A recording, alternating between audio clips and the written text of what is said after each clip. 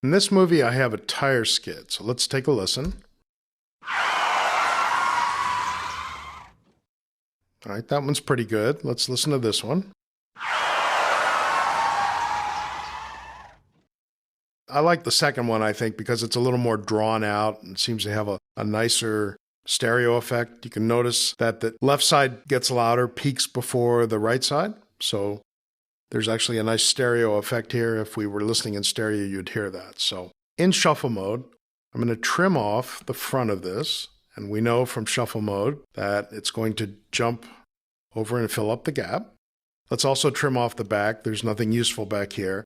And as I trim off the back, I want to look at the right side down here on the bottom, because the right side finishes a little later than the left. If I were trimming only by looking at the left, I might go right there, and I'd actually be cutting off this little piece down here that I might need. So because it moves from left to right, the right side finishes a little later, and that's probably a good spot to end. So now I will command bracket, zoom in just a little bit, and we have the second tire squeal. So next I want to go to Audio Suite, and then Other, and Reverse. This window pops up. I'm going to reverse it. So I do that by hitting Render, and then, as promised, I have a reversed tire skid. Now I'll close this, go to Audio Suite, and Pitch Shift. And to do that, I pull up the Time Shift plugin. Let me move it up just a little bit. And over here in the lower right-hand corner, I can change its pitch. So I'll go somewhere in the neighborhood of 17 or 18 semitones. I will render that. And now I have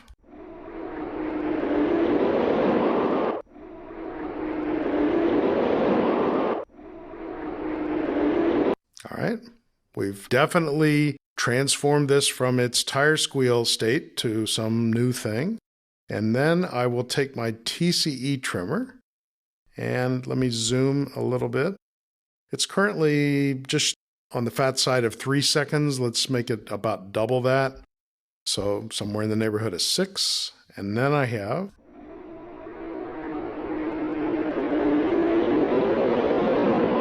and now, if we look in the clip bin, you can see that I've been creating new parents, new audio files, in doing this. I started out with my tire skid, then I reversed it, then I time shifted it, and it turns out that that gets me in the neighborhood of what I wanted to get. If I were working on the sound for a game and the script said, we need a sound effect for a swarm of angry alien bees, I would go to my sound effects library and look for a swarm of angry alien bees and come up empty.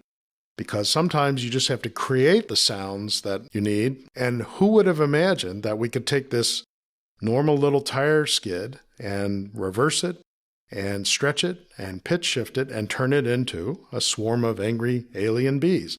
But that kind of experimentation is part of what sound design is all about, and you might get a slightly different effect if you pitch shift it before you reverse it, before you stretch it. So sometimes you just have to do it the first way and do it the second way and see which way you like.